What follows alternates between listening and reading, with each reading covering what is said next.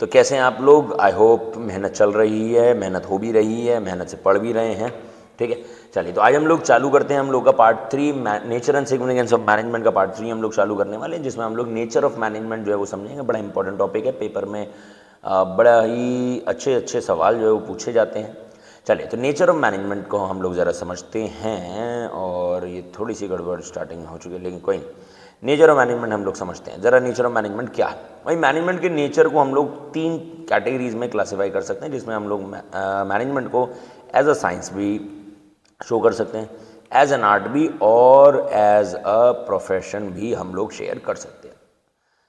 तो मैनेजमेंट को साइंस भी कहा जा सकता है, management as a science, management को एक आर्ट भी कहा जा सकता है, मैनेजमेंट को एक प्रोफेशन भी कहा जा सकता है। अब हम लोग ज़रा इनके बारे में डिटेल में समझ लेते हैं कि भैया ये क्या कह रहे हैं। चलिए तो सबसे पहले हम लोग ज़रा मैनेजमेंट एज साइंस पढ़ते हैं। देखिए, आप लोग किसी भी चीज़ को साइंस क्यों कहते हैं, क्यों कहा जाता है उसको एक साइंस? रीज़न क्या है? जब भी 3 आर्ग्यूमेंट्स हम लोग यहाँ पर देने वाले हैं, ठीक है। सबसे पहले हम लोग देखेंगे systematic body of knowledge. Systematic body of knowledge. देखिए, आप किसी भी चीज़ को साइंस इसलिए कहते हैं क्योंकि उसमें होती है सिस्टमैटिक बॉडी ऑफ नॉलेज। ऐसा नहीं है कि आप लोग कहीं से भी कुछ भी नॉलेज गेन करके एक एक कंटेंट को या फिर किसी भी चीज़ को पढ़ रहे हो। जब भी आप किसी भी चीज़ के बारे में सिस्टमैटिक बॉडी ऑफ नॉलेज पढ़ते हैं तो, या सिस्टमैटिकली पढ़ते हैं, तो उसको साइंस कहा जाता है। और मैनेजमेंट में हम लोग सिस्टमैटिकली पढ़ते हैं। मैनेजमेंट में आप लोग देख पा रहे हैं अपनी पार्ट 1 पार्ट 2 पूरा आप लोग देखते हैं, पार्ट A पार्ट B, जिसमें आप लोगों ने मैनेजमेंट के कई सारे एस्पेक्ट्स में बारे में पढ़ा। क्या आपको ऐसा लगा कि कोई भी हमने कॉन्सेप्ट ऐसा पढ़ा हो जो मैनेजमेंट से हटके हो? सारी चीज़ें जो है वो सिस्टमैटिकली फॉल करती हैं, और क्योंकि सिस्टमैटिकली फॉल कर रही हैं तो हम लोग इसको क्या कहेंगे? Management as science. ठीक है। सेकंड आता है principles. Principle based on observation and experimentation. Very important. देखिए भाई, साइंस है तो प्रिंसिपल लॉज तो होंगे ही होंगे। जैसे आप लोग चैप्टर नंबर 2 जब हम लोग पढ़ेंगे प्रिंसिपल्स ऑफ मैनेजमेंट, तो प्रिंसिपल्स तो हैं भाई, लेकिन ये प्रिंसिपल बेस्ड होती है ऑब्जर्वेशन पर, एक्सपेरिमेंटेशन। आप लोगों ने देखा ही है कि जब भी साइंस में हम लोगों ने कोई भी प्रिंसिपल, जैसे आर्किमिडीज प्रिंसिपल पढ़ी हम लोगों ने, तो वो प्रिंसिपल तब बनी जब उसको ऑब्जर्व किया गया और एक्सपेरिमेंट किया गया। लेकिन हम लोग यहाँ पर जब प्रिंसिपल्स की बात करते हैं तो ये एप्लीकेबल होती है ह्यूमंस पर, या ह्यूमन बिहेवियर की बात करते हैं हम लोग। और ह्यूमन बिहेवियर को आप ऑब्जर्व तो करते हो, लेकिन आप उसको एक प्रॉपर, या ह्यूमन ऑब्जर्व करना ठीक है, और ह्यूमन ऑब्जर्व हमने किया, ह्यूमन बिहेवियर हमने ऑब्जर्व किया, लेकिन उसके ऊपर प्रिंसिपल्स बना देना जो है वो पूरी तरीके से एक्यूरेट नहीं हो सकता। रीज़न क्या है कि हम लोग ह्यूमन बिहेवियर को ऑब्जर्व कर सकते हैं, लेकिन ये ह्यूमन बिहेवियर है, दिस इज डायनेमिक, हर किसी का सिमिलर नहीं होगा। हर किसी पर आप लोग इक्वल प्रिंसिपल, जैसे मान लेते हैं कि अगर आप किसी भी 2 ह्यूमन बींग्स को ऑब्जर्व कर रहे हो तो उन दोनों में आपको शायद ही है कि कोई सिमिलैरिटीज आपको नजर आए। तो principal based on observation and experiment यहाँ पर जो है वो कुछ हद तक ठीक नहीं है। तो मैं ये कह सकता हूँ कि ये पार्शली ट्रू है, ये स्टेटमेंट जो है वो पार्शली ट्रू है, और या फिर इसीलिए कहा जाता है कि ये क्या है, कि इम्प्योर साइंस है। क्या ये? इम्प्योर साइंस है। ठीक है। थर्ड आर्ग्यूमेंट जो इसको ये कोट करती है वो है यूनिवर्सल वैलिड। यूनिवर्सल वैलिड या यूनिवर्सल वैलिडिटी। देखिए, साइंस है तो उसकी प्रिंसिपल्स जो हैं वो यूनिवर्सल होती हैं, मतलब एप्लीकेबल एट ऑल, हर जगह पर एप्लीकेबल होती है। जैसे हम लोगों ने ग्रेविटी के बारे में पढ़ा, अब जैसे हम लोग इंडिया में रह रहे हैं तो इंडिया में ग्रेविटी उतनी है, अमेरिका में, या कोई भी प्रिंसिपल साइंस की वो यूनिवर्सल वैलिड होती है। ऐसा नहीं हो सकता कि वो अलग अलग जगहों पे अलग अलग बिहेवियर शो कर रही है। लेकिन हम लोग जब भी मैनेजमेंट प्रिंसिपल्स की बात करते हैं तो management principles in the and humans पर एप्लीकेबल होती हैं, और every human has its own way of behaviour.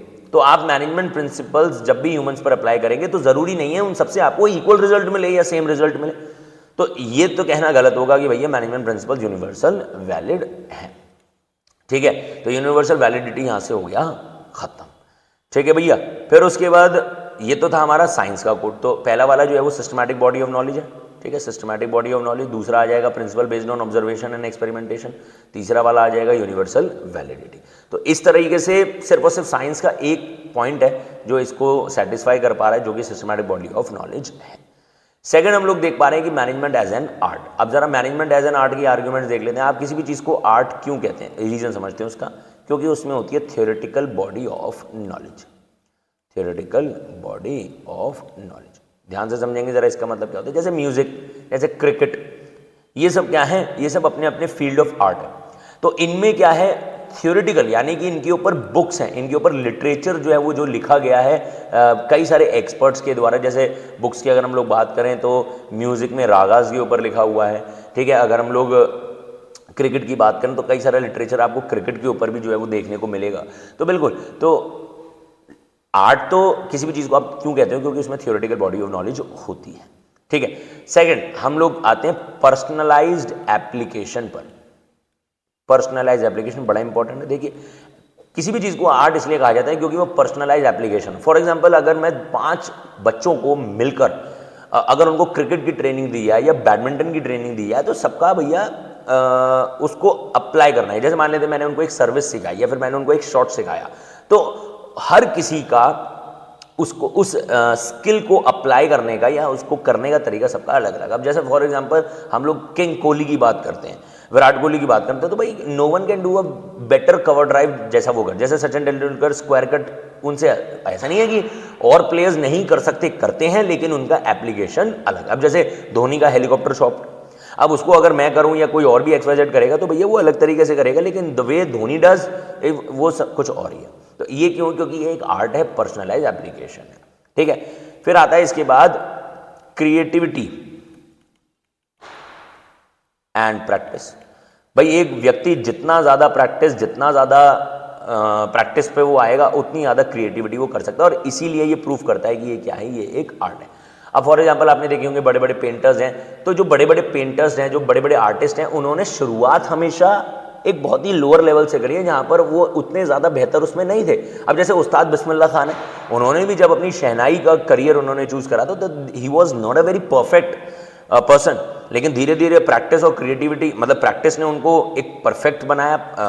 जैसे जैसे वो स्किल को मास्टर करते गए, क्रिएटिविटी उनके साथ आती गई, ठीक है। तो ये 3 चीज़ें हैं जो मैनेजमेंट को क्या बनाती हैं, ये एक आर्ट बनाती हैं। और मैनेजमेंट एक पूरी तरीके का आर्ट है, बिल्कुल, क्योंकि इसमें थियोरेटिकल बॉडी ऑफ नॉलेज भी है, पर्सनल एप्लीकेशन भी है, और क्रिएटिविटी एंड प्रैक्टिस भी मौजूद है। बात आती है कि भाई क्या मैनेजमेंट एक प्रोफेशन है या नहीं। पहले तो हम लोग ज़रा प्रोफेशन को समझने के लिए कई सारी आर्ग्यूमेंट्स पर बात करेंगे, ठीक है। कई सारी आर्ग्यूमेंट्स में हम लोग जरा सबसे पहले आते हैं well defined body of knowledge पर। Well defined body of knowledge, जी। तो जब भी मैं well defined body of knowledge की बात करता हूं, तो ये मैं आपको बता दूं, देखो जैसे एक होती है, हम लोगों ने 10th तक हम लोगों ने सिमिलर पढ़ाई करी है, ठीक है। सिमिलर पढ़ाई करी हम लोगों ने, वही हम लोगों ने हिंदी पढ़ा, वही मैथ्स पढ़ा, वही इंग्लिश पढ़ा हम लोगों ने। धीरे धीरे फिर जब हम लोग 11th 12th में आए तो हमारी स्ट्रीम्स अलग अलग हो गई, बिल्कुल। फिर हम लोग जब अपनी ग्रेजुएशन में गई तो हम लोगों ने क्या करा, कई सारे प्रोफेशनल कोर्सेज पर हम लोग आए, ठीक है। प्रोफेशनल कोर्सेज हम लोगों ने सीखने चालू करें। अब जब भी हम लोग प्रोफेशनल कोर्सेज की बात करते हैं तो इसका मतलब ये है कि हम लोग ले रहे हैं कुछ स्पेशल नॉलेज। उस काम को करने के लिए जो स्पेशल नॉलेज की ज़रूरत है, उसी को क्या कहा गया है, well defined body of knowledge. तो मैनेजमेंट में जब भी मैनेजमेंट को अगर मैं प्रोफेशन कह रहा हूँ, इट इज़ बिकॉज क्योंकि उसमें well defined body of knowledge मौजूद है। क्योंकि मैनेजमेंट करने के लिए हमें कुछ प्रोफेशनल या एक स्पेसिफिक प्रोफेशन की नॉलेज मिल रही है या हमें चाहिए उस प्रोफेशन को करने के लिए। सेकंड आता है अपने पास रेस्ट्रिक्टेड एंट्री।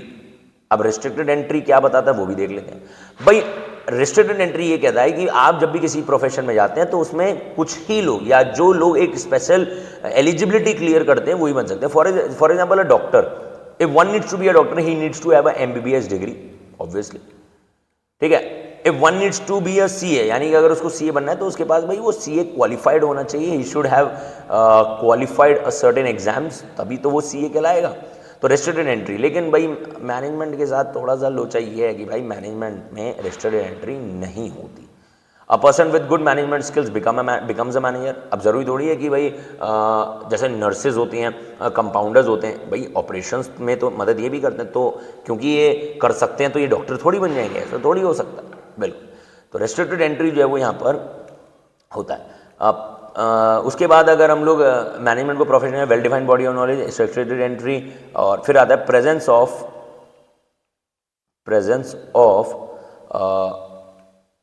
एथिक्स या फिर कोड ऑफ कंडक्ट। भाई देखो, किसी भी काम को करने के लिए हमें कुछ कोड ऑफ कंडक्ट यानी कि एक प्रिस्क्राइब्ड तरीका है कि किसी काम को कैसे किया जाएगा, कि क्या यहां पर वो एथिक्स या कोड ऑफ कंडक्ट यहां पर मौजूद है या नहीं है, वो भी बड़ा मैंडेटरी हो जाता है। जैसे आपने देखा होगा कोविड-19 में, एक आपको एग्जांपल दूं, कोविड-19 में डॉक्टर्स को बड़ी एक स्ट्रिक्ट इंस्ट्रक्शन दी गई थी कि उनको बॉडीज़ को क्रिमेट कैसे करना है। कई सारे आपने स्टार्टिंग में देखा होगा कि घर नहीं ले आने दी बॉडीज़ को, फिर उन्होंने धीरे धीरे बताया कि उनके साथ ये होना चाहिए। तो ये सारी जो ऑर्डर्स थे, डायरेक्शंस थे, ये वो खुद नहीं बना रहे थे, उनको जो उनकी हेड ऑर्गेनाइजेशन थी वो उनको ये बता रही थी।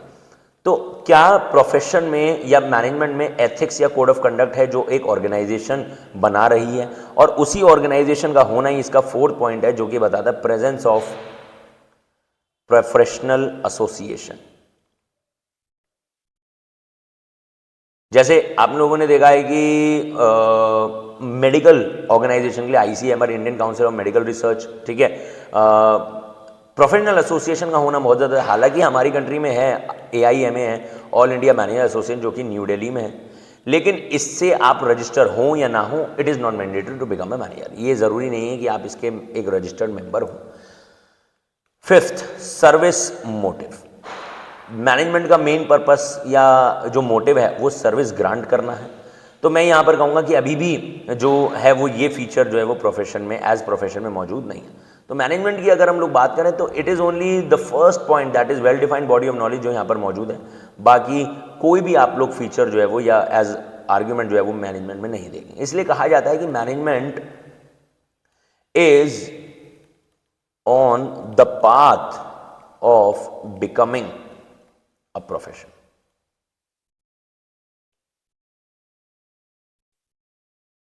ठीक है, management is on the path of becoming a profession, यानी कि मैनेजमेंट एक प्रोफेशन बनने की कगार पर है, बना नहीं है।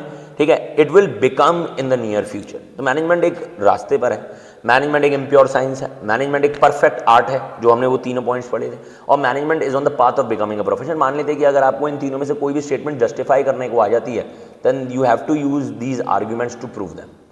ठीक है, जैसे मान लेते हैं कि अगर मैं ये कहूँ कि मैनेजमेंट एक इम्प्योर साइंस है, तो ये इम्प्योर साइंस के लिए मैं ये तीनों आर्ग्यूमेंट्स दूंगा और इनको एक्सप्लेन करूंगा कि कौन सी इसमें फुल्ली है। जैसे ये फुल्ली एप्लीकेबल है, ये पार्शली है, और ये तो भैया है ही नहीं। ठीक है, आर्ट में तो भैया तीनों ही मैंने आपको बताया था, और प्रोफेशन में तो सिर्फ और सिर्फ एक ही है जो सेटिस्फाई होती है, वरना और कोई। इसलिए मैंने ये लाइन भी आपको कोट कर दी कि management is on the path of becoming a profession. ये बनने वाला है, बना नहीं। ठीक है, तो आज हम लोगों ने इस वीडियो में क्या कवर करा है, नेचर ऑफ मैनेजमेंट हम लोगों ने कवर किया, और आगे आने वाली वीडियोस में हम लोग चैप्टर के और टॉपिक्स कवर करेंगे। लाइक करिए, सब्सक्राइब करिए, शेयर करिए अभी भी उन दोस्तों को जो सो रहे हैं। Thank you.